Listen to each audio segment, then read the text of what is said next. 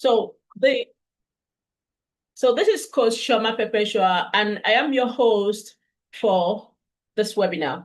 All right, I am your host and also the moderator for this timely webinar.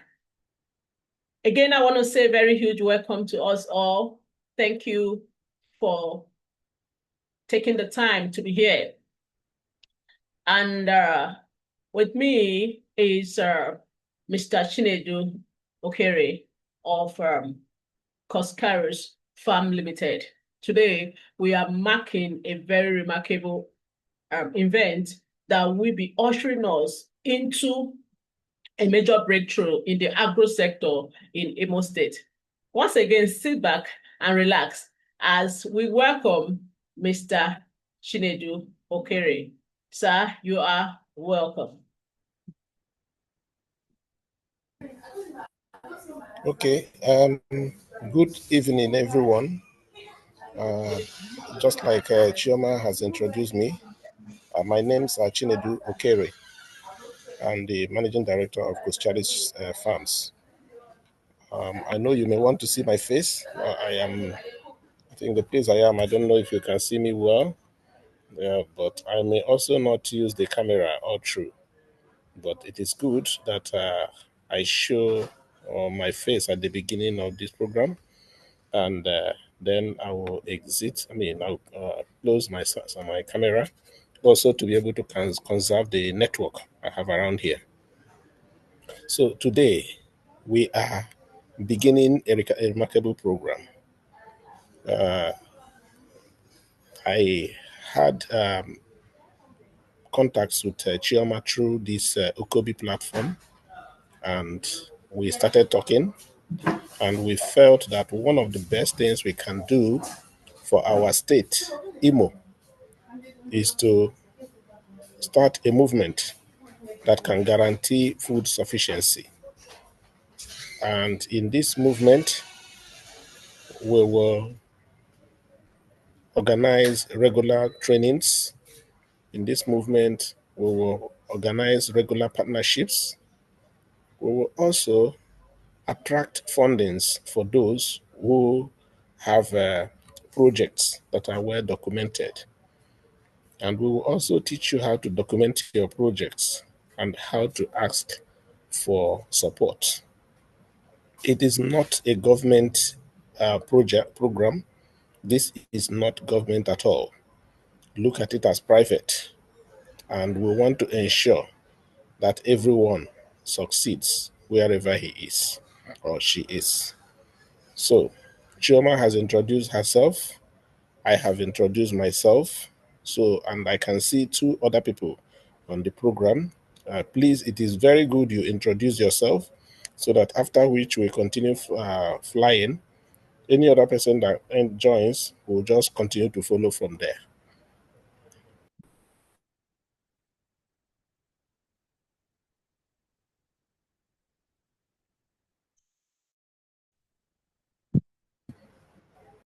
Okay, good evening.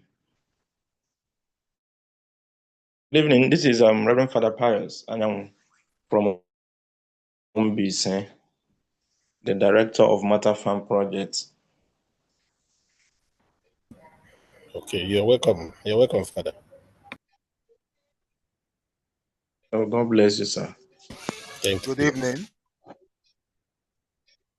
Engineer Great. And I'm the CEO for Chisams Technology Limited here in Owerri. It's a pleasure being here. You're welcome, sir. All right. Thank you very much. Thank you. We have to go ahead and start the presentation for the day. The presentation is on rice farming. And for us, we have to teach, or we have to facilitate the A to Z of rice farming. That is what we want to do. And in doing that, we want to start with the part one today. We will try as much as possible to make it as interactive as possible. if you have any question, there are two ways we can do it. You can keep the question till the end of the program, then we address all of them together. I think that we can address, follow it up that way.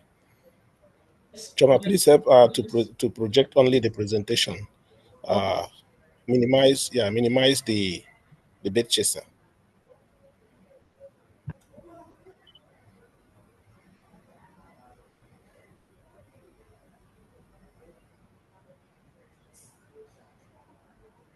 Okay. Yeah, we are still seeing the wind device. Yeah. Okay. All right. Is that Thank you fine very now? much. Okay. Yeah, it's okay now. If you Okay. can put it on slideshow, that will be fine. Okay. Yes. If you can put it on slideshow, that will be fine. Okay. Yes.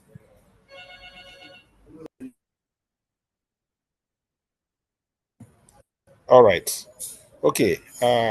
Ladies and gentlemen, today we look at the A to Z of rice farming, part one. This is being presented by Chinedu Okere.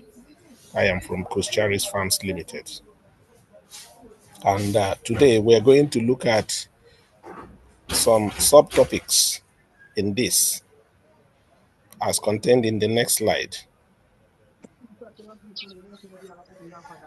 Yes. So here we'll look at what is rice. We'll also look at the varieties of rice. We'll look at the agronomic characteristics of some rice varieties. And we will also look at rice farming tools and techniques. And we'll also look at the day-to-day task in direct seeded rice production. So it is rice, and it is the part one of rice. So let's go. Next slide, please.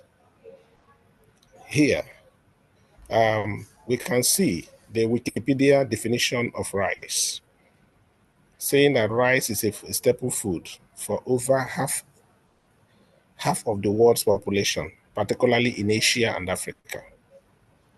It is half of the world's population because the major population of the world, India and China, they all eat rice. So that is why you can see that the population is huge that eat rice.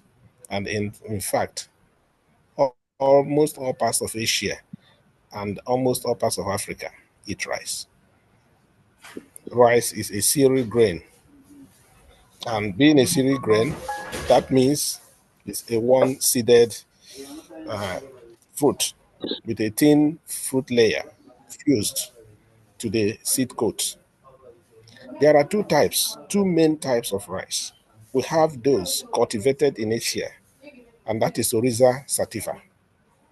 And also we have the African rice, which is Oryza glaberrima.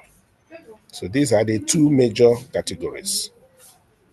And then when we now look at the varieties of rice seeds, in Nigeria, there are many varieties of rice.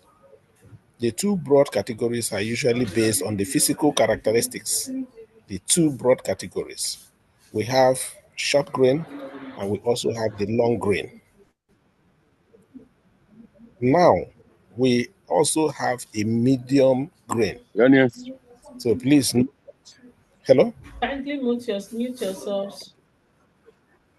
Are you here? Is Yes, everyone we hearing can me? hear you. We can hear you, sir. Absolutely, we can hear you. Okay. I'll just mute All my right. So now we also have a medium grain. This is mostly being produced by IITA. It is not that only IITA produce it, but this is their own invention. So the short grain the short grain rice found in Nigerian markets today include the Abakaliki rice or fada rice. And also we have some imported short grains. So these are all found in the market. Then we can see a picture there of the short grain and long grain. I mean, and a bag of Abakaliki rice. This short grain is characterized by a kernel length of 5.5 millimeters. or less. So the first, if you look at the picture, the one by my right is the short grain. You can see the grains are short by physical characteristics. And then the long grain has a length of 6.5 millimeters or more, e.g., Coscharis rice. So the one at the left is the long grain. The one at the right is the short grain. Yeah, please go up. And then we now have the one in between. We are talking of 5.5 and then 6.5. So there is something in between. That gap, any rice grain that is within that gap is the medium grain. Then the long grains we have, the typical long grains we have in Nigeria today are the Faro 44, Faro 47, 51, 52, 56, 57, 58, 61, 67, etc. And for the medium grain, we have the 45, 46, 48, 49, etc. There are also so many other varieties. There are many other varieties, but these are just the few I put in this presentation. Yes, so when we now look at the agronomic characteristics of some rice varieties, we are going to look at them with under the following headings. We have new name for them, and also the cultivated name. And we have the ecology, the kind of environment they like, days to maturity, plant height, yield range. And please note, this yield range is when you have followed good agronomic practices. Grain shape, amylose content. I will also explain this amylose content, and it means how sticky the rice is. Please go back to the other slide.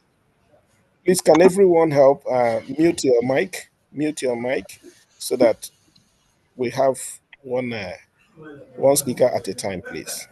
Please mute your mic. And then we have reaction to rice blast. You can see the concentration for so many of them is on the rice blast. How do you contain rice blast? So, and when you come to Faro 44, which is called SIP 1692033, it so much enjoys shallow swamp, a swampy environment, but the shallow swamp that has some clayey humus soil. And then the days to maturity, it matures within 115 days. And the plant height, the average plant height is 95 cm. Then the yield, when you have followed good agronomic practice, is between 4 tons to 6 tons per hectare. And then the grain shape is a long grain. The amylose content is 26. It has high amylose content, which means it is not sticky. When you have rice that has very low amylose content, the implication is that you can use it for sweeteners. Maybe people, if you are preparing soup, all those soup that prepared, maybe you go to Indian restaurants and co. So that's where you see rice that is sticky. You use it for sweeteners. Okay, and then the reaction to blast is resistant to blast. Then, and also for your information, rice blast is a very, very common disease of rice that can make someone to lose his or her investment. So, and that is why these varieties we are looking at are those that are very resistant to blast. We have Faro 45, which was developed by IITA, and it's called IITA 257. has the cultivation name. It's an upland rice. It's upland rice. So being upland rice means that the volume of water it consumes, it can do well during rainy season without having too much water log. That is what upland rice means. It does not mean that you cannot plant Faro 44. You can, but you have to create some bonding. Maybe when we get to that, to be able to retain water for good water management. And then the plant height is an average of 100 cm, and the yield is about 2 to 3 metric tons per hectare. It's a medium grain and has amylose content of 17.4 on average. It's resistant to blast. We also have some others, Faro 46, which is a medium grain, which is an upland rice, and then which has 105 days to maturity. And the height is an average of 110 cm with amylose content of 22.5 and is resistant to blast. You also have Faro 47.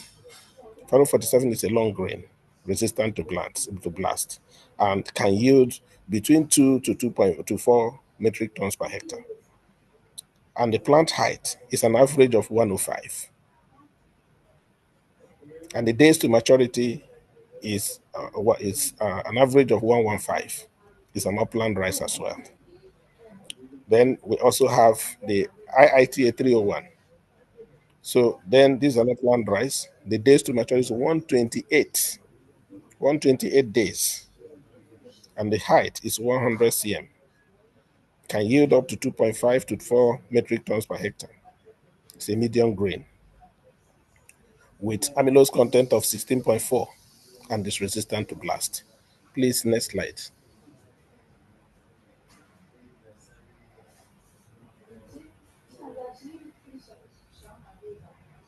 Hello, next slide, please. Okay, this is the last slide, but we are omitting one slide. Yes, that is that. Then we have Faro 49. It's a medium grain. Faro 50 is a medium grain. Faro 51 is a long grain. 56 is a long grain. 58 is a long grain, and 61 is long grain. So all of them are resistant to drought. To blast. And we can see the plant height. They're almost the first to four on the average of 100 each. Faro 58 is 95 and 61 is 105. And then you can see the yield when good agricultural practices are followed. Okay, let's go to the next slide, please. So this in the also following from the other slide, where all of them are resistant to blast. They are all long grains. And what we have here is Faro 60, 52, 57, 67. It will interest you to know that this Faro 67 was introduced last year. It was introduced last year by the federal government. Faro 67 and Faro 68. I didn't include 68 here, but I have it in some other documents. So these are flood-resistant varieties.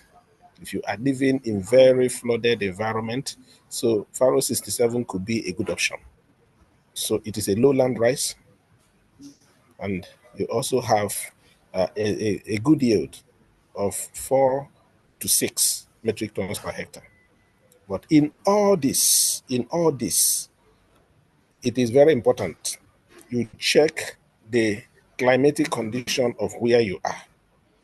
If you are in an environment that is usually flooded, especially maybe people in Uguta side, people living near the Atlantic, please make sure that you check to know when you should stop seeding.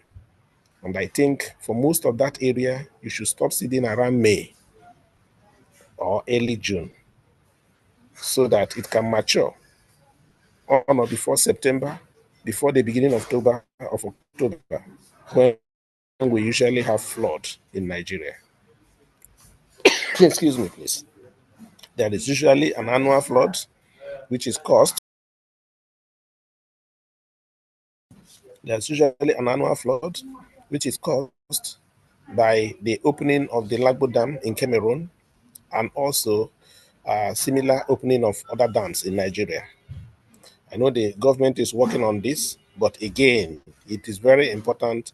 We should be very careful to take all necessary precautions and ensure that we preserve our assets. Okay, next slide, please. Here, we want to look at some of the rice farming tools and techniques. Starting from, we want to believe that, okay, you are just starting for the first time. If you are starting for the first time, you may say, okay, some of the equipment we put here, why should we put them that these are for commercial agric? Yes, we know. But we have to put them because everybody is heading towards having bigger farms. So if it does not apply, if any particular equipment does not apply to you, please leave it.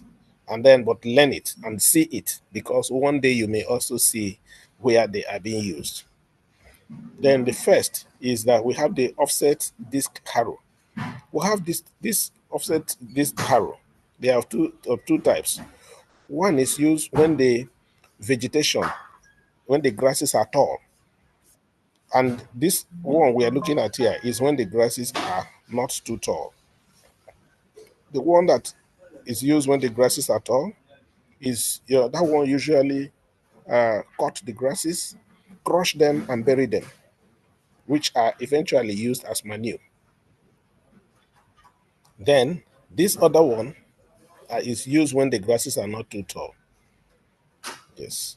And then when we look at the left side, we see the finishing ejector scraper. This one is used for land leveling. Land leveling. You know, there are many other traditional ways we can do our land leveling, even though they are very tasking. But it is good. We introduce this because you don't know where you will see it tomorrow, so that it will not be new.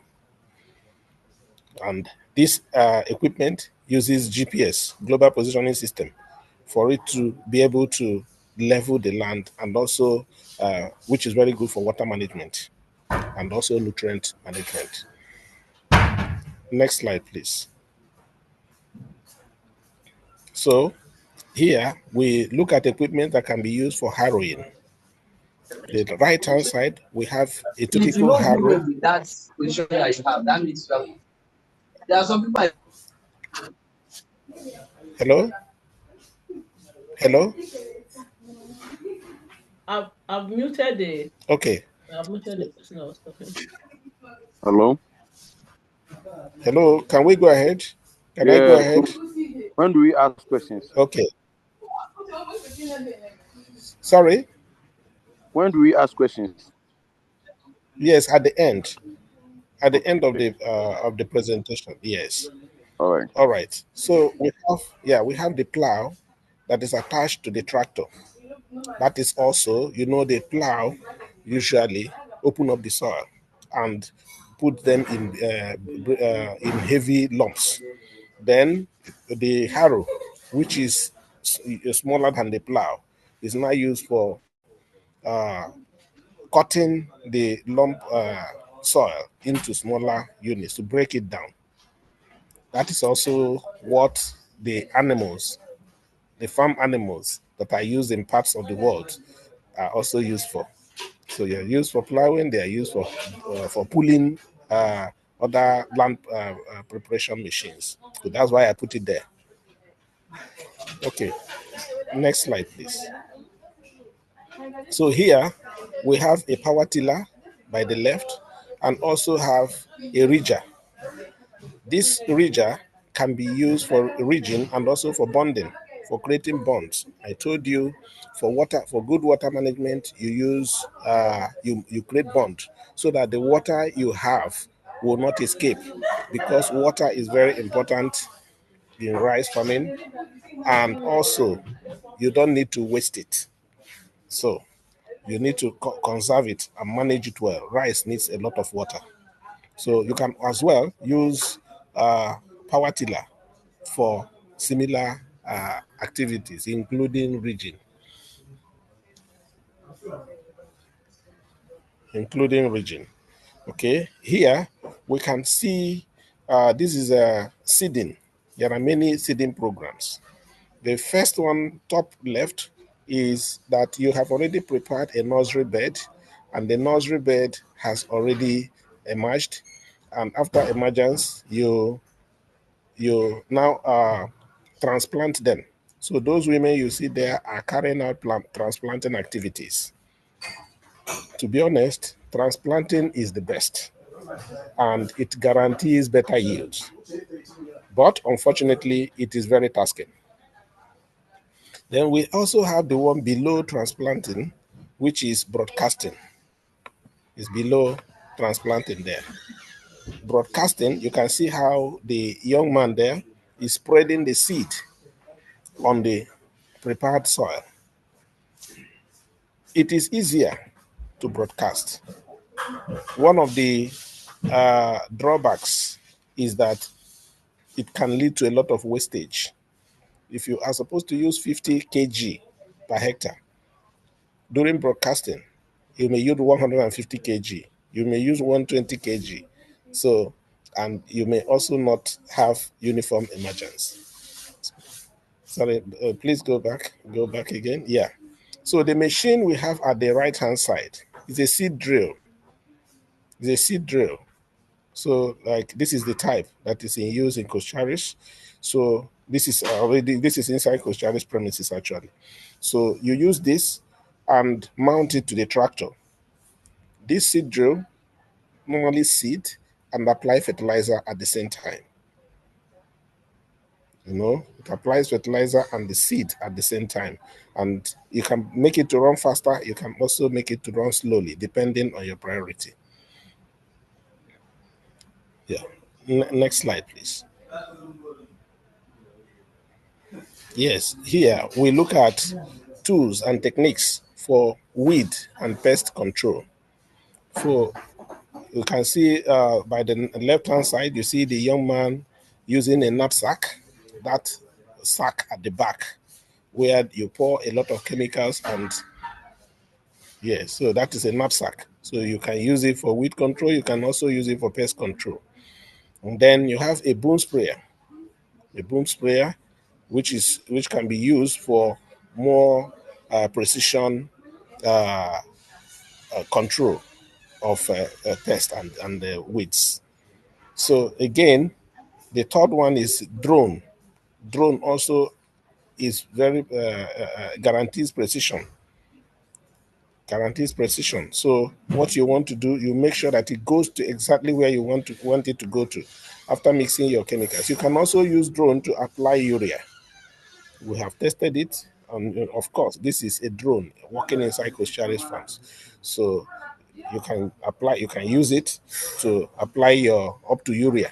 Yeah, but the one that has been proven a little bit difficult is NPK.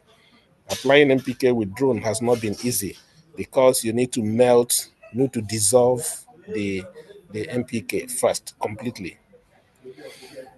All right, next slide, please. And then this one of the pests that disturb every rice farmer is birds. So, and we have a lot of techniques for scaring birds. One of the techniques is scarecrow, is even the most common. Scarecrow, which is on the left hand side. So you just mount anything that breeze can be pulling, and it will be doing as if it's a human being, and the birds will see it and run away. So that is a scarecrow. But right hand side, you have this particular device was developed by Coscharis and Proda. Proda is in Enugu. So it is a wind propelled device. Choma, I think you have it. You can play it so that they will see how it works.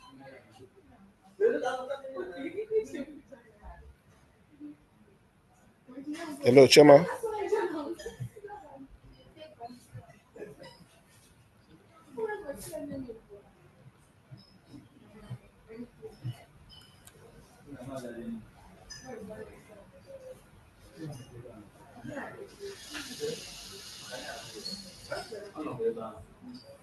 Okay. For me, I'm using the siren one.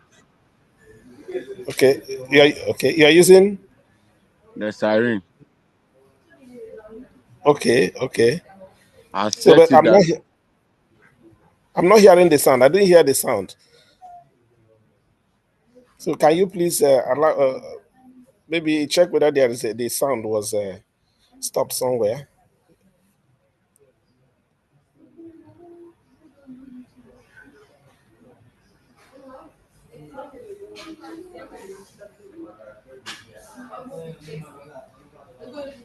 So it's just a simple tool. So you can see it is wind propelled, and the wind will propel the fan, and the fan will uh, be pulling the object at the back, and it will just be beating the pan that is mounted there. So that is just a simple device. So which anybody can develop it. I mean, can produce it and use it. Okay. Let's also go to the other one that was also developed by Coscharis and Proda. That's the next one. But that technology was picked from Liberty University in the US. I mean, the next one we're going to look at. Yeah, this particular one you are seeing here uses solar and with microphones, and it has a noise level of about 150 decibels, and it has frequency of noise. That's about 30 30 sounds, and has frequency at which it releases these sounds, including predator sounds. So this is it. The one, this one can be sufficient for your 1 hectare. Unfortunately, it is more expensive, much more expensive than the wind propelled mechanical device. Yes. So it was also developed by Proda for Coscharis. All right. Next slide, please. There are so many other ways of scaring birds, so many other ways, but we cannot look at all of them. Then this is harvesting, rice harvesting tools, okay? Then the left-hand side, you can see the woman cutting the rice plant. It has already matured, so you cut it. After cutting it, you come to the ground side, the lower side. You see a man that is threshing. When you are hitting it on the ground for the seed to come out, what you are doing is called threshing. Threshing. And you can either do it this way, or you'd use this simple machine. The simple machine at the lower side of the lower right hand side to also do the threshing. So, but the one you have on top is a Coscharis 9 series combined harvester. This combined harvester has the capability of cutting the rice, threshing it, winnowing it, and then pouring the final grains inside the truck. So that is one advantage of having a combined harvester. It can carry out these three services at the same time. Next slide, please. Still on harvesting, if you use the other way of cutting the grasses, threshing it, then you also have to winnow.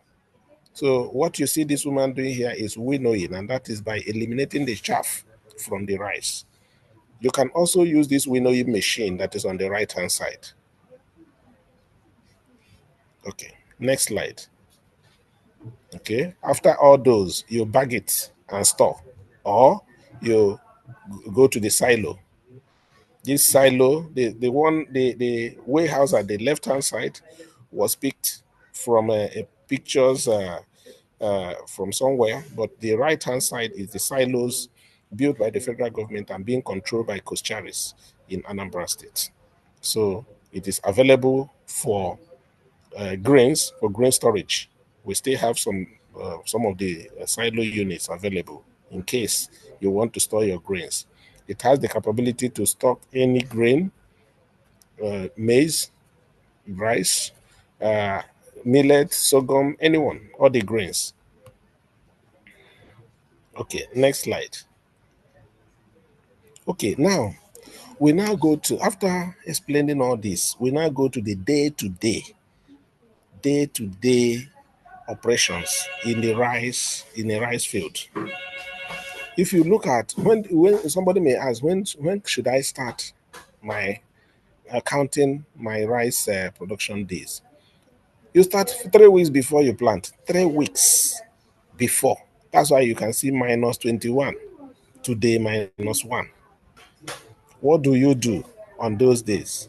You create a well-prepared, leveled or weed-free seed bed that ensures good seed to soil contact and uniform germination. You carry out field clearing, disc plowing, and herbicide application. All these can be carried out with a manual or mechanical means. You can do it in the if you have a smaller field. Please don't say maybe because I said it should be there are maybe because of the big equipment I showed before. No, you can still do it in the very simple way. Yeah. Second, then the next thing is field clearing, disc plowing, herbicide application, and in some cases, most people use glyphosate to kill the grasses, because you need to ensure that the grasses are eliminated. Otherwise, the grass will choke the rice. Then we also have secondary tillage with harrow. That is what is called harrowing. That harrowing is you use the harrowing machine to split the big lumps of soil to break it down. And then for your good water management and the nutrient management, you create bonds. So when you create bonds, then that will help so that you can manage your water. Next slide, please. Okay, we are done with the minus 21 to minus 1. We are now starting from day 0 to day 3. So plant high quality treated seeds uniformly to ensure good crop stand. Carry out germination test, seed treatment with fungicide and insecticide. Planting using seed drills or broadcast method. So you can, for this particular approach now, we can use seed drill or broadcasting method because you are doing direct seeding. Excuse me. If you are doing indirect, because that is another topic altogether. Indirect means you first of all have to prepare a nursery bed. That is why we say for this direct on the field, on the land that you are planting, you can use seed drill. You can also use broadcasting. So for application of NPK based on soil test recommendations, because there must have been, we believe there has already been soil testing done on that soil. Because if soil testing is done, you will know the nutrients that are available and the ones that are lacking. Even though we have a lot of nutrients, but the major ones are N, P, and K. Nitrogen, potassium, and phosphorus. These are the 3 that are most important. If you check the volume, the quantity they are, then you can know. There will also be a suggestion on what to apply. Okay. Then also carry out light irrigation to initiate germination, because if there is no water, those seeds will not germinate. But immediately you apply water, then the seed will germinate. Next slide, please.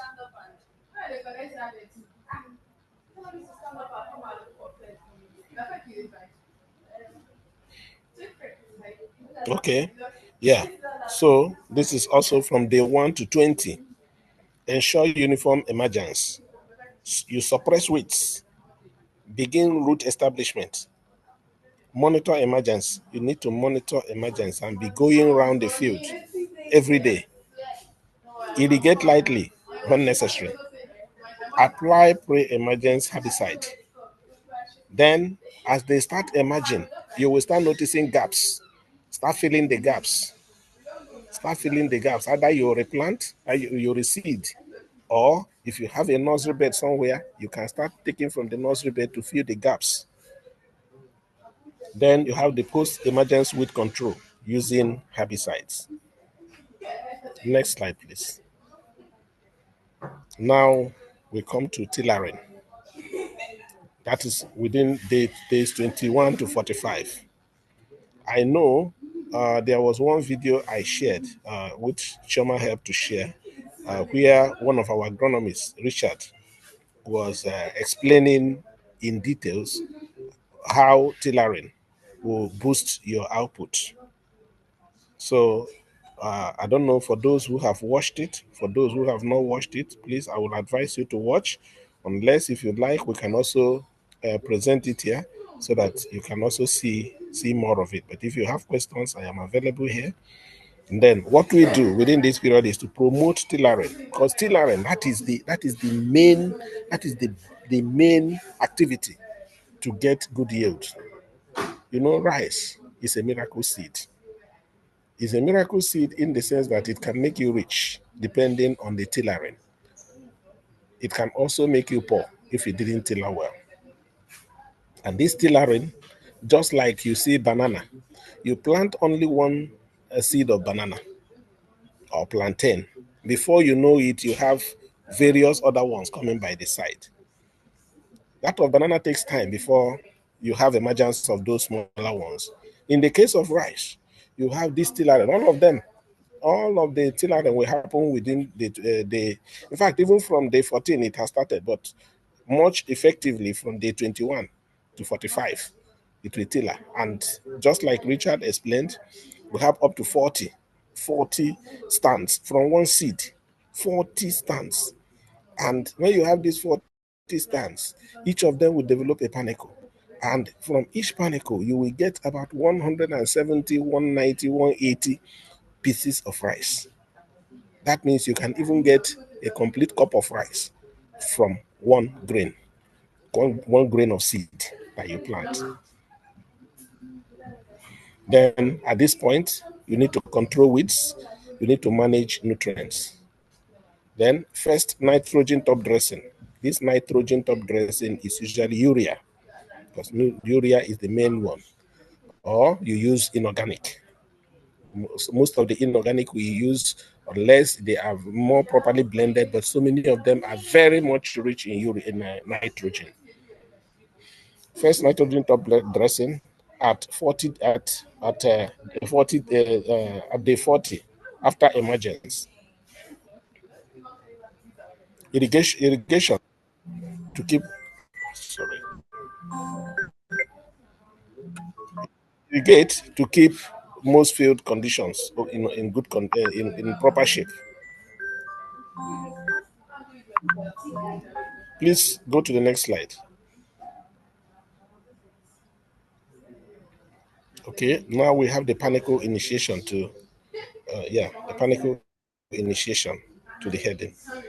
And this happens within days 46 to 75. Then at this period, you need to ensure reproductive development and prevent stress. The crops do not need stress. People running around the field, shaking the crop up and down. No. Then you also carry out second top dressing at panicle initiation. Okay. See, the 60th day after emergence, that's when you carry out this. Then you also have to continue regular scouting. That's going around the farm for pests and diseases to check whether there are any pests and diseases, especially rice blast. Maintain water depth of 3 to 5 cm. It's very important. Next slide, please.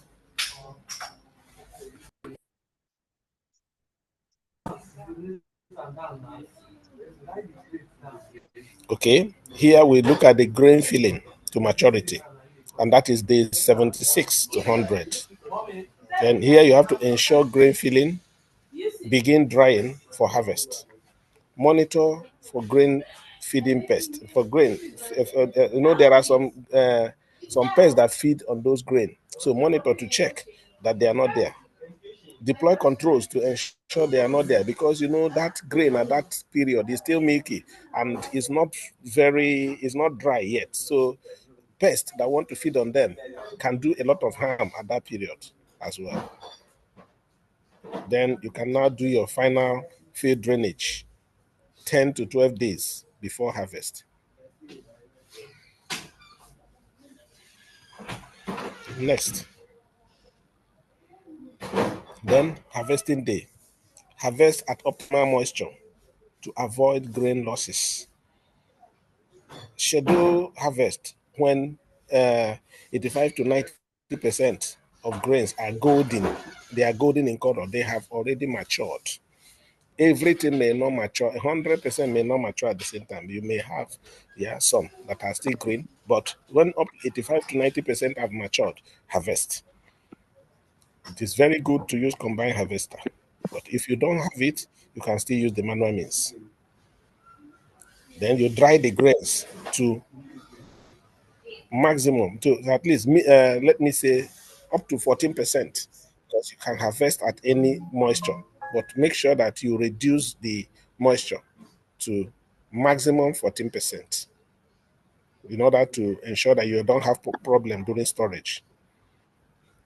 Then this is a summary of the daily activities throughout the phases. Daily field scouting for pest, weed, and water status. Daily record keeping for input usage and activities. Daily supervision of labor quality and the progress.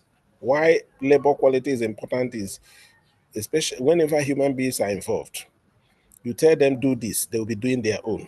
So you need to ensure that people you told to apply fertilizer for you, to apply urea for you, did not just pour it on one place and go away, because it will take you some days before you notice that these other places are yellow. It's only one small portion that are green.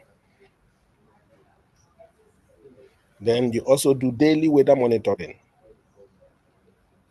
Then to enable you to take some informed decisions, or to inform your operational team.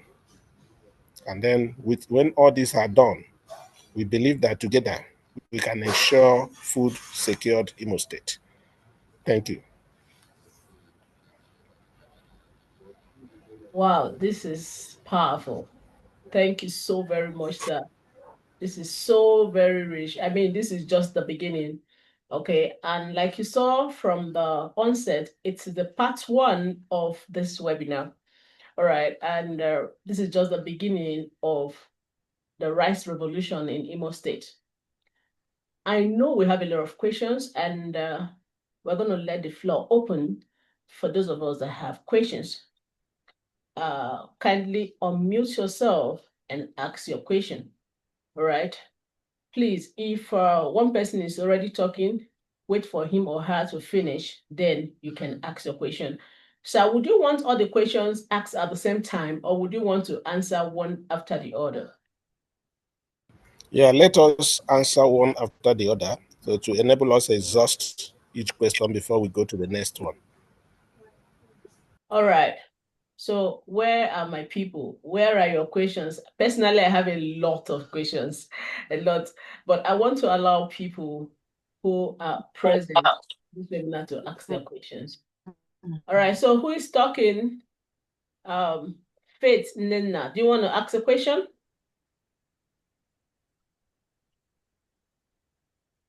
Faith Nena Ukonkwo, do you have any question to ask? All right, so while we are waiting for them to ask their questions, let me start with my own question. All right, so I have questions. My mic was on, sorry. Faith, are you talking? Who is asking a question? Well, if you're having network challenge, you can drop your question on the chat. No, ma. No. Okay, you're not asking a question. All right, kindly mute yourself, please. Thank you. All right. Okay, sir, I have a lot of questions, and I have questions on the rice cultivation practices. I have questions on funding and support. I'm sure a lot of us are interested in that funding and support. I can bet you that a lot of persons join this call because of that funding and support. All right. I also have questions on market access and value chains. I have questions on collaborations and training, and also on infrastructure and possibly policies. All right. So I'm going to start with. Let me start with funding and support. All right, sir. Are there government or private sector grants or loans available to rice farmers that may be available to rice farmers in Imo State? That's one of the questions. Okay, thank you very much. There are so many funds that have not been unlocked by not only Imo State, but almost all the states in Nigeria. But this unlocking of funds is, we have more of it, more of unlocked funds for the Southeast. And when you go to the Federal Ministry of Agriculture, you see that there are a whole lot of support, incentives, equipment they are giving. But you check how many of them is reaching the Southeast, is reaching Imo State. For me, I don't know. But I know Imo State is not getting as much as some other states in the north. Secondly, if you look at funding, you get more funds for agriculture from donor agencies, foreign partners. You have so many of them. You have IDH, which is from Netherlands. You have GIZ, which is from Germany. You have TechnoServe, which is from the UK. You have MasterCard, and a whole lot of them. And all these people have funding available. They have funding available. But you need to indicate interest, and you need to be well documented. Please, for your information, they don't fund those who say, I want to do this. Give me money, let me start. No, you must have started, even if you started small. And then you will document what you are doing. They will look at what you are doing and be able to support you to scale. Excuse me. All right.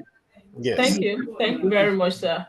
Ever since we started launching this program online, a lot of rice farmers, I didn't even know we have a number of rice farmers in Imo State. A number of them has reached out to me, and one of the questions they've been asking is this: can smallholder farmers partner with Coscharis farms for ad grower schemes or contract farming? Yes. Smallholder farmers can partner with Coscharis farms. Already, Coscharis farms has developed and partnered with 5,000 smallholder farmers in Ayamedum local government area of Anambra State through a donor agency, IDH of Netherlands. Coscharis Farms has partnered with 4,500 smallholder farmers in Ebonyi State, Abakaliki, the Z axis. Then, and this was under USAID. You know, USAID is no more now. And also, Coscharis Farms partnered with 3,000 smallholder farmers in Ogoja, Cross River State. This was also in conjunction with USAID. Currently, currently, Coscharis Farm is partnering with 13,500 smallholder farmers in Orumba North and South of Anambra State. Wow. Under IDH. We are also partnering with 150 smallholder farmers for rice seed multiplication and purification program, being supported by TechnoServe of UK. And Okay. also there are partnerships for capability development being sponsored by GIZ. So Okay. what do we want and how can you be part of it? Okay. You have to be profiled. I have had conversations with Chioma, and through her, we are going to have the farmers and interested farmers in Imo State documented. Again, when you are documented, we'll be giving you highlights of what to do, how you will document your what you are doing, the difficulties you are having, and also the yields you are making. It will be important if we have some contiguous farms, that is, more farms located in the same place. It will be more counterproductive if we have only 1 hectare in Ngopala. We have 1 hectare in Hituboma. We have 1 hectare in Arondizog. We have one in Uguta, for example. If it is like that, supervision will be a nightmare. But if anywhere we are going to have it, we have more hectares, more farmers, and then within a contiguous location, it is easier. It is easier to attract donor agencies to support you. We have our outgrower programs. And also, to answer one question that I know maybe Wichoma mentioned in passing, is also in the market. Whatever rice you produce, whatever rice seed you produce, rice paddy you produce, we are ready to buy. You can see our silo. The silo, so many of the units are still empty. And we have so many new rice mills propping up in the southeast. As of today, we have over 85 commercial rice mills in Nigeria. Half of that number is in Kano alone. Kano. Half of that number, about 40 something commercial rice mills are in Kano. And when you look at Imo State, I don't know how many commercial rice mills. I know of when someone was building in Mbidi area. I don't know whether they have completed it. I don't know. But I have not heard of any other commercial rice mill that is significant in Imo State. But I know there could be some other artisanal rice mills. They also need paddy. But what I am telling you is that no matter the quantity of paddy that is produced, it will be fully consumed because the raw material sourcing now is predominantly from the north. And one of the projects we are running is to localize our raw material sourcing. If we can get 80% of our raw material from the southeast and south-south, we are home and dry. All right. Thank you. Thank you so very much. And we are glad that already Coscharis is doing a whole lot. One question I want to ask finally on funding is this. You and I believe that if we're going to make a major difference, we must start little. So what do you think are some low-cost startup options for beginners?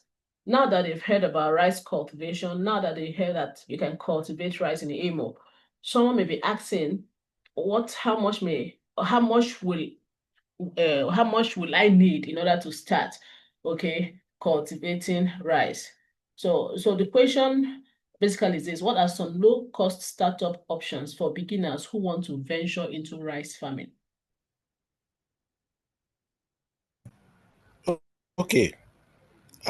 For anybody who wants to venture into rice farming, different locations will attract different economics of production, EOP.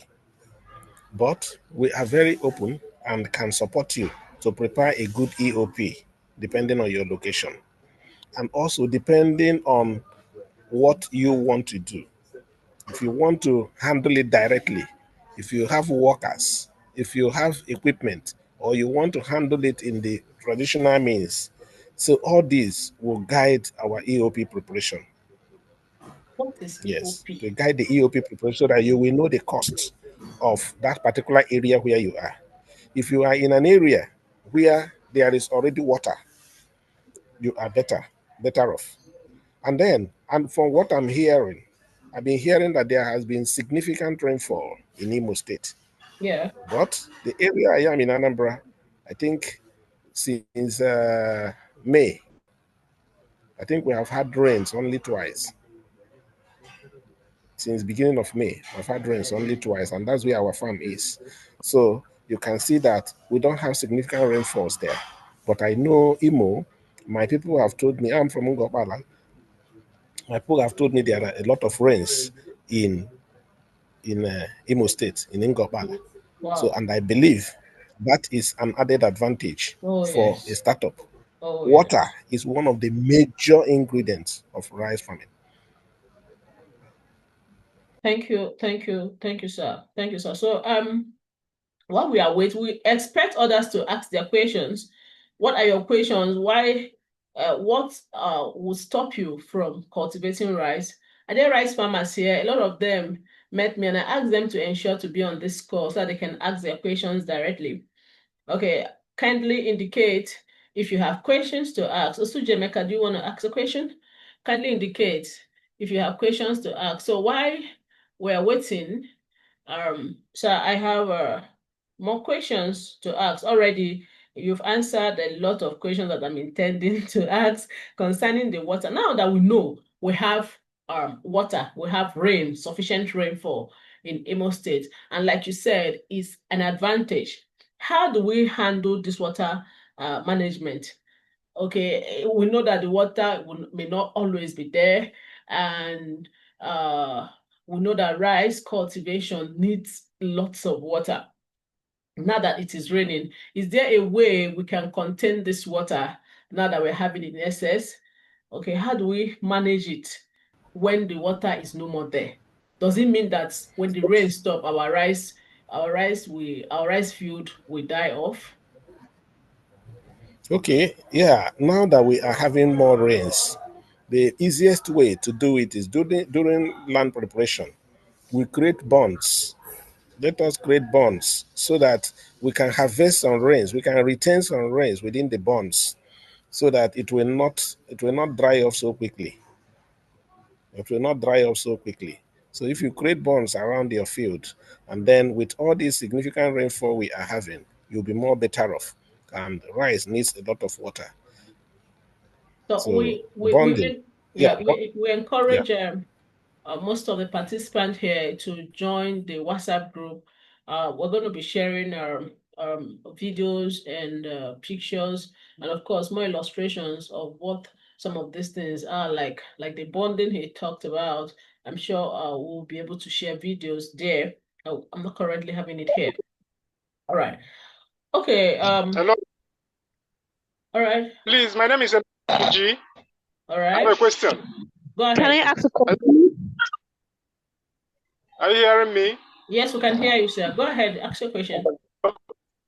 Thank you, the presenter, for the details you gave.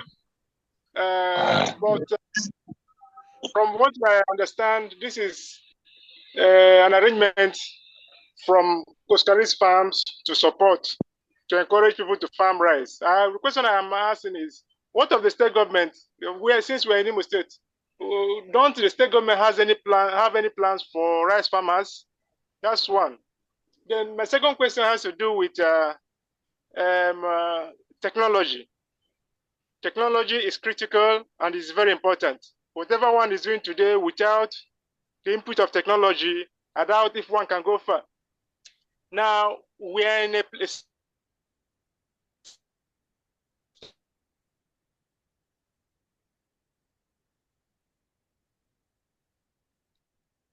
Hello, kindly check your mic. We can't hear you, Mr. Sujemeka. But kindly check your mic and Naturally, labor is partyless. So how can we get access to this technology? Weaver bed is a very serious challenge where I farm in Imo State. Okay, where is this? How can we get rid of these birds? In the north, I see jets spraying chemicals to kill the birds, but in our own area, nothing of such happens. These questions asked, but please help out, guide us. Thank you so much. Thank you very much, Mr. Meko Suji. Let me attempt answers to your questions by starting from the first one. You're asking of what the government is doing. Actually, I am not speaking for the government. And what we are doing is to be able to encourage private sector participation. And then, when the private sector is interested, we can speak to the government that yes, we have profiled this. The Commissioner for Agriculture is somebody we speak anytime, and also the Chief Economic Advisor that formed the COBE. So we're always speaking. So I can tell you we have people in government that we can always approach. But first of all, we need to start something. We need to start something and tell them, yes, we have started 1 hectare, but we need to scale to 5 hectares. How can you support? But when someone has not started, how do you now go to somebody to say, please, I want to scale from what I have not started? Number two, asking of uh, the power tillers and some other agro equipment. I am very much aware that the government buys power tillers. Also, but without even involving the government, a private person, a private person here can decide to buy power tillers or buy tractor and be doing it for people and be collecting money. In Anambra State here, we have so many people that have uh, tractors. So many people have harvesters, not to talk of even power tillers. And despite that number they have, because there is growing awareness of rice farming and other agricultural activities in Anambra now, and that is also propelling so many equipment owners from the north coming into Anambra to prepare land. And they also come, it is not free. And like I told you, when somebody has already started something, it is easy for government to step in because if I tell you now, I want to start a company and I want the government to give me money to start from the scratch, I'm telling you that that company will fail because I didn't plan to start it. If I plan to start it, it's even better I start the smallest part of it and then let the government or whoever support me and see what I have done, see that I have the interest. And so I'm not speaking for the government, but I believe that if we can do that, then we can get support because we need to document to say this is what we have done, this is where we are, and this is where we are going to. So if somebody does not know where he is, how can he know where he's going to? Then your next question is on the quillia. I think that should be quillia beds that are disturbing in our Kigwe axis. The quillia beds also disturb us. And I know personally, I spoke to some members, some senior members of the Federal Ministry of Agriculture, and they assured me then, that was the last 2 years, they told me that for area spraying, they usually want communities to come to the Federal Ministry of Agriculture and make that request. Communities. So your community should be properly profiled and then make a letter through the cooperatives you have.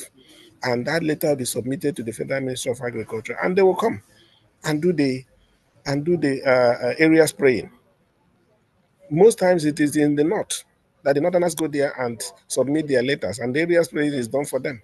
So if we have not gone, how will they come to us and start doing something? So please let us see how we can profile all the people that are interested, if it's Okigwe Isis or Nimo Isis, and then we profile them and be able to say, okay, these are the number of cooperative societies, rice farmers, or and other farmers of this crop, and then this is the support they want. Even I know the government is also trying to buy some power tillers and share, but I don't know whether they have started. I mean, at the federal level, I don't know of Imo State level at the moment. But what I'm saying is that when the communities come together, they can always get what they.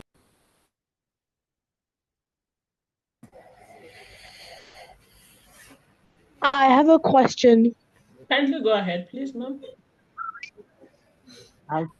How cheap are the tillers and harvesters?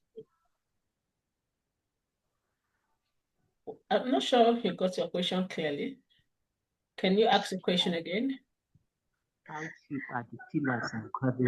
cheap are the tillers and harvesters? Oh, okay. Okay. Thank you very much. Thank you. It's a very good question.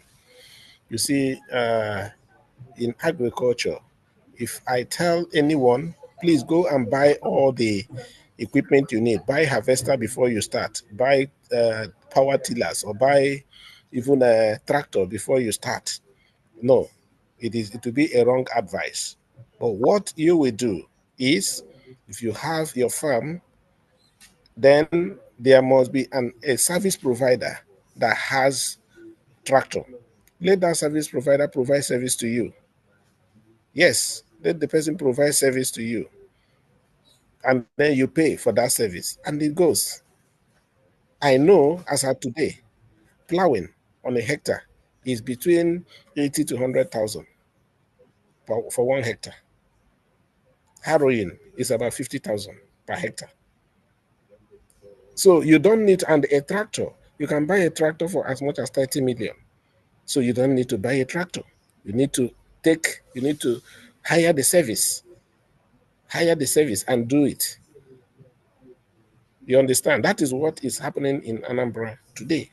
I'm not speaking for Excuse me. Anambra State government, but because I am here and I also operate here, so I know what is happening in the agri space.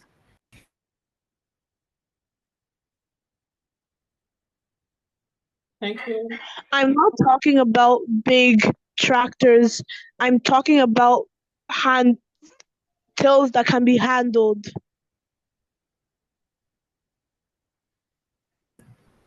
Yeah, the things, something smaller than tractor is a power tiller. Power tiller, to be honest, I don't know the cost as of today. But what I will say, depending on check the number of hectares or the number of plots or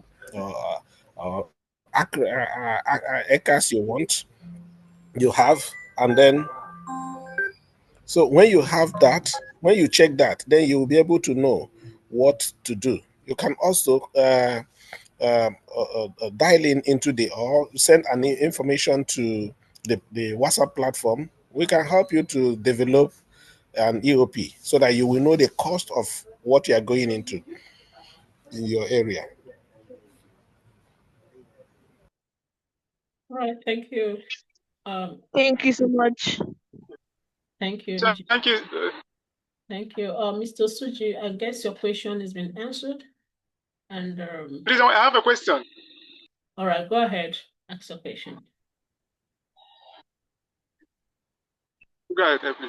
Please, I love the partnership with Coscharis Group, and I have a lot of farmers around me, around my circle, in as much as they may not be online presently because of the way things are, but I know I can coordinate them. Many of them in the Hito Boma, many of them in Okigwa Nimo, Idaton North. These are the major areas where rice is cultivated in Imo State. I can coordinate them, but I need a guideline. What are we expected to do to benefit from most of these things that Coscharis Group is explaining? I've heard of grants, local and international. How do we key into some of these things and be part of it? Rice is farmed here, and I know, in as much as the scale might not be as much as what we have in the north, but we are still ready to scale up if all these supports are put together to our benefit. So, we need a guide. How do we scale up? How do we key into what you're presenting? Thank you. Okay, thank you very much, Mr. Neka. It is very easy. And I know I also spoke to some lead farmers in Ihitu Boma and Arondi Zogo last year. We wanted them to be properly profiled. And then also the profiling is you put your name, you put your phone number, you put your location, you tell us the number of hectares or acres or plots you have. And then after that, we also have to send people to come for baseline study. So that baseline study is we want to know if you are doing 2 tons per hectare, 3 tons per hectare, 1 ton per hectare, whatever you are doing, we want to know that threshold so that we know what we are working towards. For example, when we got into Ayamedun local government, where we partnered with 5,000 smallholder farmers, their baseline was 1.5 metric tons per hectare. And we set out on a 3-year program with them. At the end of these 3 years, they at the average they are hitting now is 3.3 metric tons per hectare. And that is a lot of money. That is a lot of money. And that is why, even if you ask your friends in Onisha, you will see that so many people in Onisha during farming season go back to do farming. So for those who don't have time to do it, they engage people to do it for them. But all of them are very much agriculturally occupied. So in the case of your area, what you need to do is to profile your farmers, send them to the platform, the WhatsApp platform that Chioma manages. Then we look at it from there, and then from there we tell you other relevant things to do. And this one important thing is that it must be verifiable facts. It is not political agriculture. It must be verifiable. If you say you have 1 hectare in Uhu, we must see that 1 hectare in Ugu, and we must go and we must connect GPS to it. If you say you have 1 hectare in Oku, we must go to Oku and see the 1 hectare. And also, I can stay here in Anambra and know that yes, this so and so field, so and so area is owned by Mr. Meko Suji. This one is owned by Mr. This. This one is owned by Mr. This. I should be able to see it using my GPS.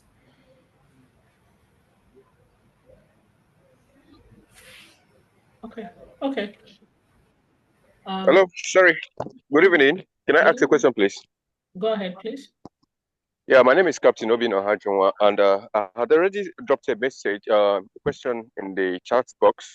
Oh, okay. I'm the chairman. Yeah, I'm the chairman, National Youth Council of Nigeria, Hituboma LGA, and I've been listening keenly to what you've been discussing about. I'm from Hituboma LGA, known as the Food Basket of Imo State, and what the topic of the day interests me a big deal, and I want to ask this question. When it comes to fine, we have a youth cooperative, agri cooperative, and tech cooperative in Hituboma, and now we're talking about agric and particularly rice farming. I would like to know what measures can the youth cooperative in Hitubama currently put together in order to qualify for these grants. Although I have already listened to Mr. Chinedu Okere speak on that, partly on that anyways. But I want to also understand, could there be any other thing these cooperative members will need to put in place in order to fully qualify for these grants and supports that will be coming from possibly the government or Coscharis group on this? And then my second question is this. I understand that we are talking about rice farming and then agriculture. May I also ask whether under this support from any of the organizations or government, is there any other niche or field of profession that this grant can be gotten? For instance, when it comes to tech, could there be any other opportunity lying out there for my Hitubama youth to benefit from? Sorry to bring it. I understand again that this is for agriculture and particularly rice farming, but I need to also know because I'm always been on the lookout. I've always been on the lookout for my youth to attract any possible benefits and opportunities to them. Thank you so much. I remain Captain Obino Hajuma from YouTube LGA. Thank you very much, Captain. And you are welcome to this program. You know, one of the things we expect you to do, I believe you have already done it, by bringing the youth together, forming a cooperative society. But my question to you now is, the cooperative society, is it registered? And if the answer is yes, did they indicate the value chains each of the farmers in that cooperative are interested in?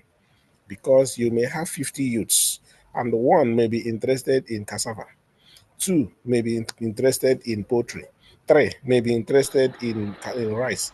4 may be interested in another value chain like that. That becomes extremely difficult to get support. But if you have the cluster of 50 people or 100 people who are interested in one value chain, it will be very easy to attract support. And again, they should have verifiable investments. If you have 1 hectare or you have one plot, it will be verifiable that you have one plot. If you have anything, even if it's only one field, it should be verifiable. And even your yields should be something that somebody can check and say, yeah, this is what you made last year, this is what you made 2 years ago, or this is what you're expecting to make this year. Yeah, so my question to you now is, do you have them profiled by the various value chains they are interested in? All right, thank you, sir. I actually appreciate your question.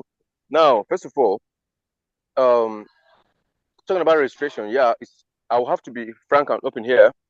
It's still in the pipeline where we've not gotten our certificates and all that, but we've already few months back we've initiated this registration and other things. Then we have minimum of 10 members per niche under agriculture. Rice farming is one of the biggest amongst them because we're working with between 10 and 100 per niche. Rice farming, cassava, maize, and snail, and other like different types actually, but minimum of 10 because by virtue of registration and all that, I think that's the minimum number required for registration when it comes to cooperative and all that. So yeah, talking about profiling, yes, we are still on that. Actually, we've profiled a good number of them, but we're still on that, like I said. Then when it comes to the space, landmass and whatever, the farmland, we have a large number of that.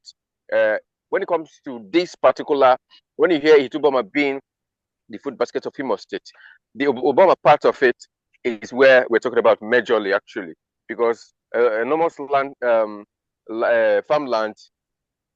is kind of situated there. Both farmlands, what's it called, for maize, for cassava, and all that. Then when it comes to snail, pepper, cucumber, and all that, most of those are done in the modern pattern and modern way of farming. Let's say in bags and all whatnot. So we are putting all things together, and we're trying to bring the old pattern of farming, the old farming pattern to the modern one. We don't necessarily want to have, apart from rice now, we don't necessarily want to have our farmers, go deep into the forests, or the just in the name of farming or agriculture, because of the menace we'll be suffering currently in the hands of, sorry to bring it up here, but still not sorry about it, in the hands of the Fulani herdsmen and all that. So we want to save the lives of our people and also do our business. So what we're trying to do is to modernize some certain things. We don't necessarily need to go deep into the forest in order to go there for farming purposes and reasons. Then we are trying to, within our confines, within our homes, within our compound, you can farm a good number of products, agri products like maize, like yam, pepper, onions, cucumber, and what have you. So for the process, if there is any way I can get in touch with you or Chioma Perpetua, I can actually give updates on the processes we've been taking and we'll continue taking on when it comes to preparations and qualifications for this. So whatever it is or that will be required for this youth cooperative will need for us to be fully qualified for the sponsorship or grant from any quarter, whether government, individual, or whatever it is, I would like to be guided properly, and I promise I will do it diligently, and the right way is to be very clear to everyone's comprehension. Thank you very much. All right. Thank you, Sha, for taking time to ask the questions and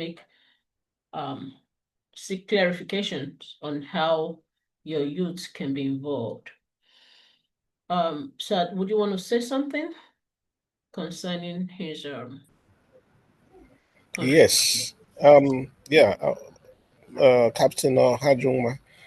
The one thing again is that if I tell you today, I know of some donor agencies that have about $25 million to give out to cassava farmers. So if you have cassava farmers, their own method of operation is that they will not give you directly as a donor agency, but you also have to tell me, do you have good processing plant, a big a processing plant for cassava?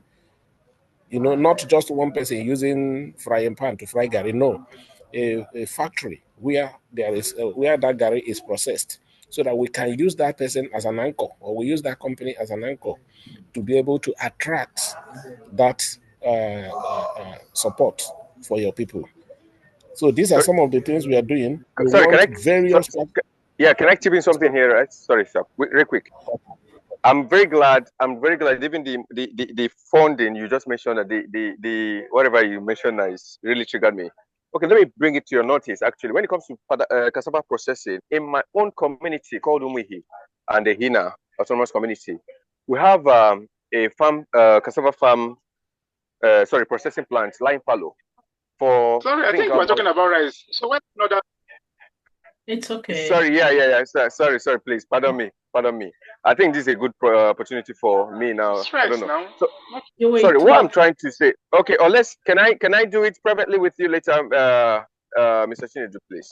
Since there's a complaint about this, is it possible?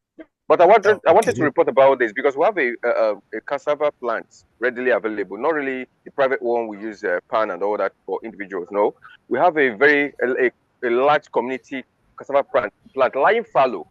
It's not been in use for some time. There was a time I met with my king about that. All right, that was last year. I wanted to kind of invest the little way I could just to bring it into life, back to life. So what I'm trying to do here is this: when it comes to cassava farming, you have the land enormously, lying there. Then the plant itself is still there. You can go back to it. I wouldn't mind. I can pull resources together, not only myself, but my community personalities and all that, for us to bring it back to functional position or condition. Then, whatever that will be required. When it comes to farmers, we have the customer farmers readily available for this. So, please, for me not to digress, thank you. Thank you so much. Thank you very much. Okay, all right, hello, thank you. Hello, can I say something? Is it a question? Yeah. Concerning rice cultivation? Yeah, I want to ask a question. I want to recap what is previously said. So, the person that said something previously, there is something that he said that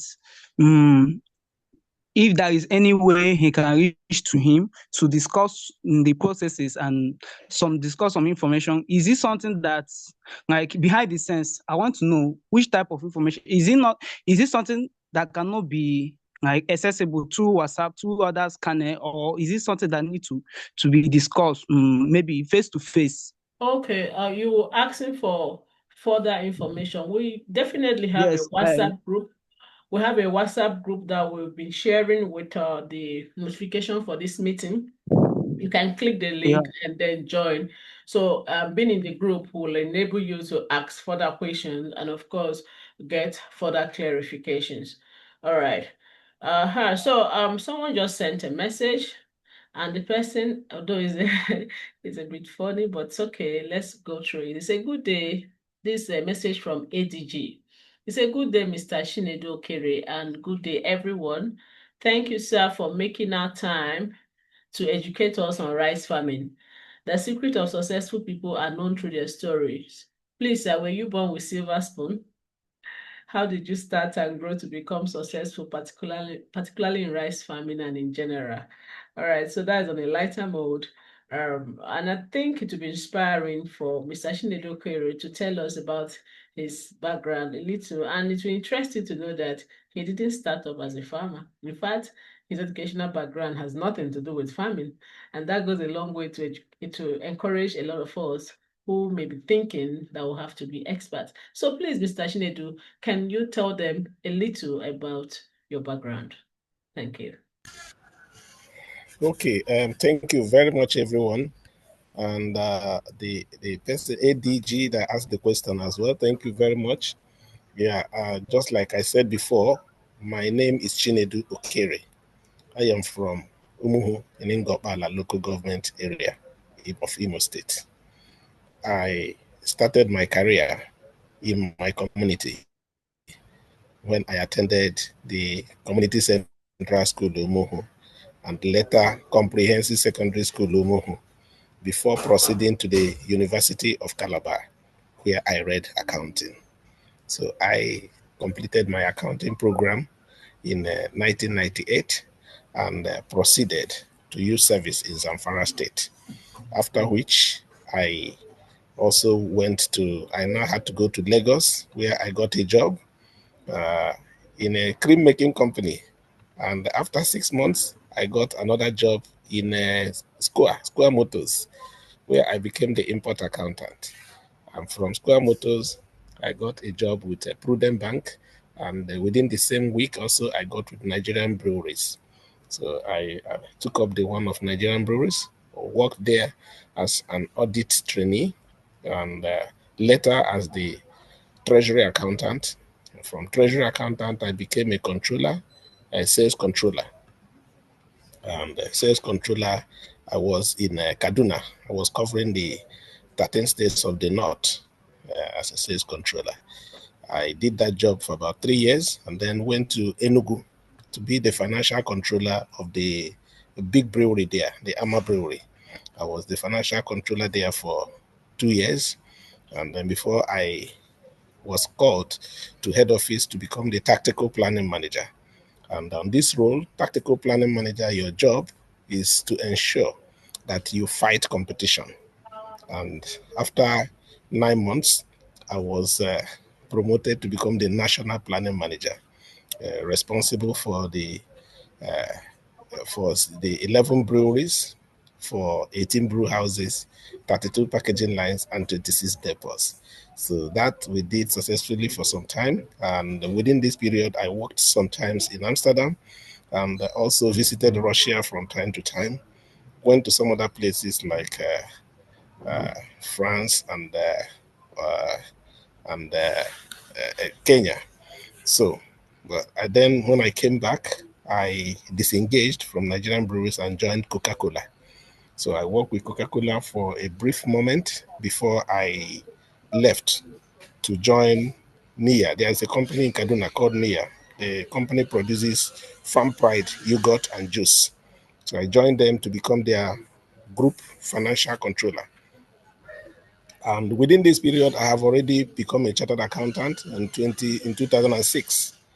Then after which I was also attending a lot of courses in Lagos Business School and also some other ones in Amsterdam.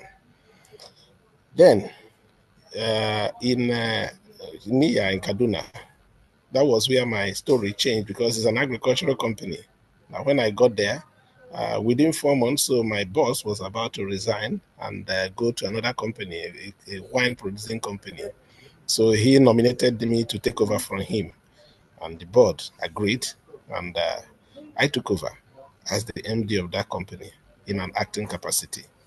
And after 6 months, I was confirmed to take over and lead the team normally. So, but because of also some obvious facts, which somebody highlighted there before, which has to border on insecurity around Kaduna area, so my people put some more pressure on me, and I dusted my CV again and got 2 roles of MD.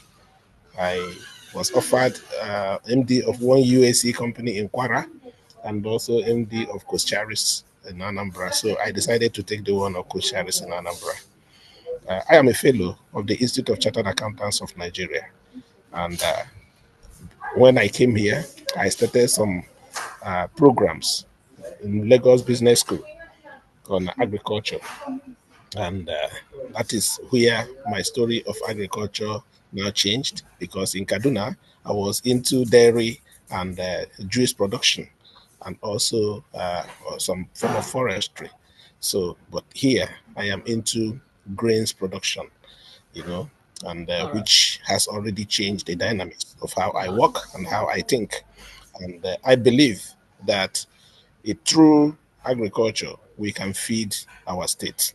Yeah. Through agriculture, we can make the difference. Thank you very much. Thank you so very much, sir. So we can see that he started like every one of us, all right, and he wasn't born with a silver spoon in his mouth. He grew, and it's amazing that someone who never took any course in agriculture is now even doing much more better than a lot of us who grew up farming. So, if Mr. Chinedu Okere can become this well in farming, that means that you and I can also do better. Thank you so very much, sir. Thank you, every one of you. Thank you for your questions. Mr. ADG, we're going to share the WhatsApp link with you on the platform soon. All right, so that you can click and then join. All right, and in the absence of no further question, okay, though I have one question I want to ask that may benefit every one of us. And the question is this: are there plans to offer trainings or field demonstrations to rice farmers in Imo? So that may be the last question if no one else would ask. So, sir, are there plans to offer trainings and field demonstrations to rice farmers in Imo? Yes. This project starts with training. And for trainings, by the time we have a cluster of farmers who are interested in the same value chain, for example, rice. So we'll start by training by nominating extension agents. When we hire extension agents, and then we open up demo plots around you, and then we start training. And the training borders around good agricultural practices. And then after that, we go to another series of training, sustainable rice production. And then the last stage of it is sending you to Farmers Business School. And again, we will also ensure that you have interactions with people from GIZ, Mufkari, and also maybe somebody from ECOWAS Rice Observatory will also have to talk to you, and so that you can understand fully what is happening. Then the marketing part of rice, you are just very covered, because whatever you produce in Nigeria will be bought. And also to tell you and to encourage everyone, Nigeria, our estimated population is 200 million, and we have each person, the estimated consumption is that each person eats 35 kg of rice per year. And then that gives us about 7 million metric tons of processed rice.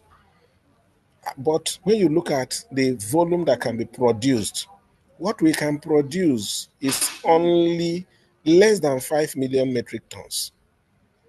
So if we produce 5 million metric tons, that means we have 2 million metric tons gap.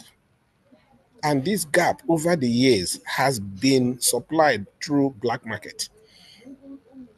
Black market. That's why you have all the channels through Cotonou, through other areas going to Benin Republic are always open and porous. Because I wonder, no matter the number of custom people you can have on that road, that can completely block it. So because there is a gap internally that is propelling the black market. So whatever rice you produce, whatever grain of rice paddy you produce must be bought. Somebody is already chasing it. Somebody is already chasing it. So by the time you are doing that, we now send an aggregator around you to ensure that you mop it up. You mop it up. I will be very glad if we can have enough rice paddy production in Imo State. And then with that, we can guarantee that Imo State can feed herself rice-wise. All right. All right. Would rice be planted or grown within Okigwe? Okay, so these questions can be answered on the platform. Join the platform, all right? I've just shared the link on the platform. All right, so everyone click and join the platform. We'll answer further questions on the platform. And on this note, I want to say a very huge thank you It's been a powerful session. You agree with me? This is a powerful session. On behalf of the Agric Inspire team and our incredible partners, I want to sincerely thank each and every one of you for showing up today, not just with your presence, but with your passion for agriculture and a better future for Imo State. Please, can I ask my last question, please? Already giving our vote of thanks. All right, quickly ask your last question. But why not join the WhatsApp group and ask your questions? All right, I think you will have better attention there. All right. We need to dismiss. It's not good to keep us too long online. All right. I notice a lot of persons are leaving. All right. So let's just close. Join the WhatsApp platform. Drop your questions. We'll attend to it. The WhatsApp platform will enable us for profiling. Okay. And also it will help us know the next step of action to take. All right.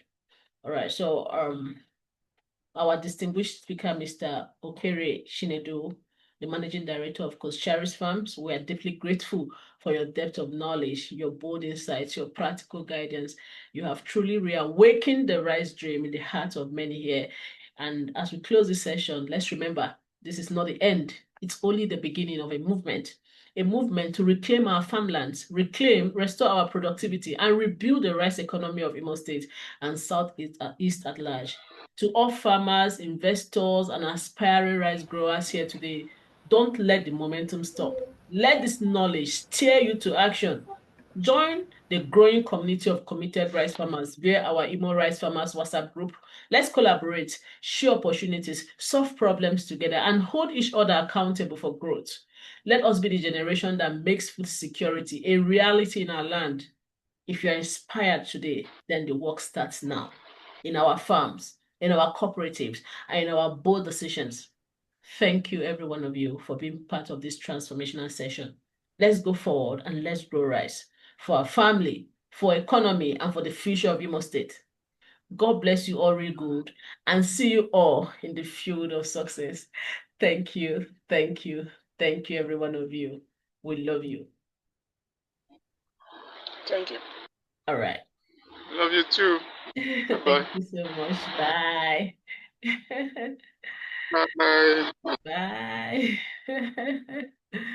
All right, so you could just put on your video for a while so that we can see your faces.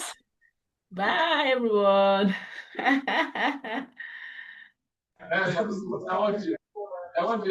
Choma, you refuse to read my message. All right, thank you. Thank you, thank you. Thank you, everyone. Bye.